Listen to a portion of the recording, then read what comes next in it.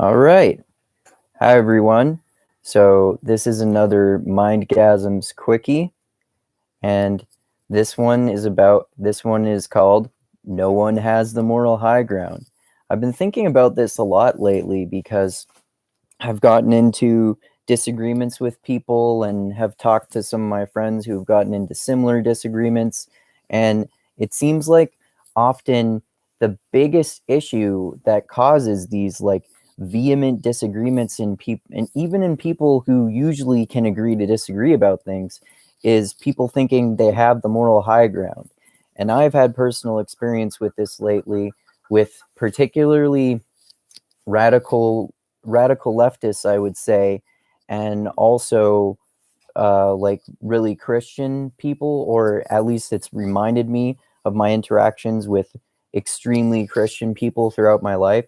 Like radical leftists, for example, think that they have the moral high ground and conservatives are causing all the world's problems, or Christians might think that they have the moral high ground and non-religious people or people in other religions are causing all the world's problems. And undoubtedly, there are plenty of people who have had the opposite experiences too. Like there are liberals who have had disagreements with conservatives, and conservatives have acted like, no, liberals are causing all the world's problems. Conservatives have the moral high ground. And I personally, since I've become less militant of an atheist and have had been doing more defending of religion and religious people, have also noticed more than I did before that atheists can be this way too. They can act like atheists have the moral high ground and fucking religion is causing all the world's problems, like I used to think before myself.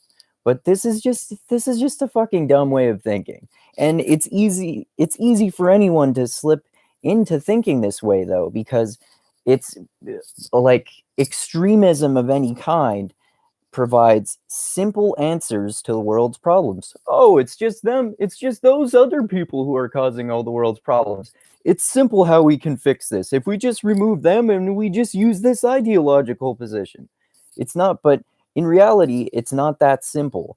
And I think one thing that everyone should remember is something that Robert Sapolsky, the neurobiologist and scientist who has spent years living with baboons and studying them in their natural environment, and also Jordan Peterson has written about this in his books and talked about this in his lectures, and Jonathan Haidt, the social psychologist and moral psychologist, has talked about this in podcasts and his lectures and his book called The Righteous Mind, about which is that individual people within different groups are always more different than the differences between different groups.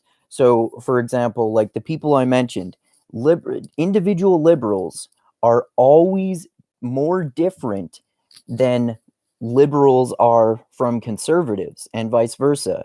So, individual conservatives are always more different than conservatives as a whole are in comparison to liberals as a whole. And the same applies to every ideology and way of thinking.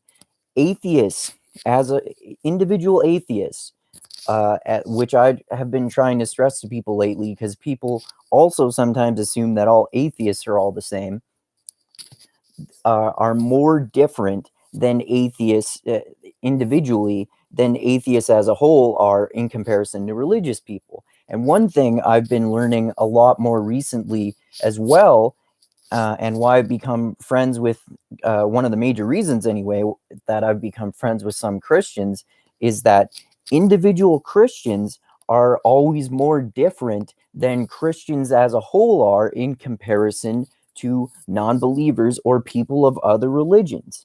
So people slip into this way of thinking all the time, like they have the moral high ground and people who think differently than them are inferior. And like this seems so dumb to me now because I understand it, but then again, like I was talking about before, it's understandable why people can slip into thinking this way, because we all identify with our beliefs because they become a part of ourselves and they become a part of our ego. So we identify our beliefs as a part of ourselves and a part of our ego, which is why we can all get offended when people disagree with us about certain subjects if they are not in, if they're not if they do not agree with our ideology. And another thing that I wanted to talk about is that people seem to think that like spreading hate and violence against the group of people who they have a problem with will somehow understand these problems. Like, for example, one way that I've gotten in trouble on social media before is by criticizing Antifa and people who spread hate and violence about Nazis, because even if we're talking about Nazis, if you spread hate and fear towards them and you just automatically are violent toward them without even seeing them, how likely do you think that is to stop them from becoming Nazis? It's much more likely to just draw them farther into their ideology and make them more Nazis than they already are. Like, this also reminds me of this great documentary that I watched called Accidental Courtesy. It's about this guy named Daryl Davis, who's a musician, and he's gone all across America, and he's formed friendships with Nazis and white supremacists and people like that. And through the process of him being open-minded toward them and just accepting their views, even if they're actual extreme racists, has made them more open-minded toward him. Like, they've thought, maybe not all black people are the same, and they've ended up becoming friends with him to the point that he has literally converted some Nazis and white supremacists. He collects memorabilia from them because uh, because he feels good about converting Nazis and white supremacists. So again, the whole point of this, and the whole point of this rant, and the whole point of me getting up on my soapbox here, is that I'm not saying that this view, that no one has the moral high ground, is the morally superior position. I understand why people don't think that way. It's just a pet peeve of mine. And one thing that I think makes me different, but not better, is that I accept people who think differently, even if I disagree with them. And in my opinion, this is one of the surest recipes for creating a better world in which we can all do a better job of solving our problems.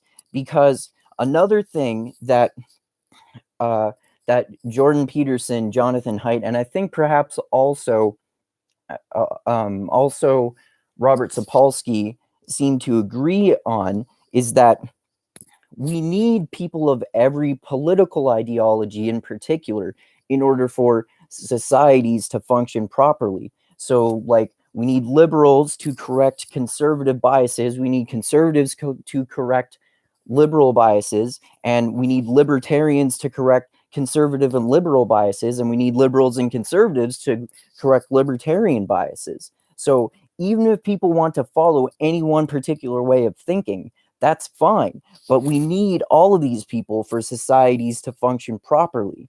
So the point of all of this is that I personally think that it's much more important and also interesting to think about and investigate and examine why someone thinks the way they do and why they believe what they do, rather than what it is that they believe.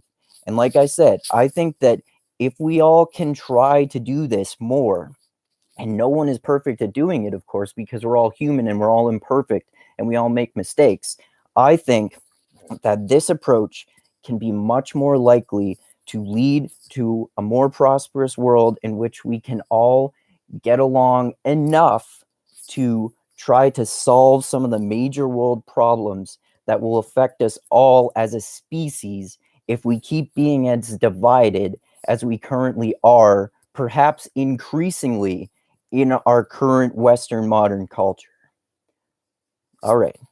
So my little rant there on my soapbox is done. Thank you, everyone, so much for watching and listening to another Mindgasms Quickie. I really appreciate it. I also really appreciate anyone and everyone who has subscribed to my YouTube channel and who has contributed to me on Patreon. Also, thank you so fucking much for anyone else who subscribes to my channel And for anyone else who contributes to me on Patreon, I'll add the link in the description for this video like I always do. Thank you so fucking much. I really appreciate that. And as always, I love you all. Keep being the tiny beam of light that shines through the almost impenetrable darkness in the universe. And as always, most importantly, remember this: the funk cures all. All right, everyone. Keep having mindgasms, and adios until next time.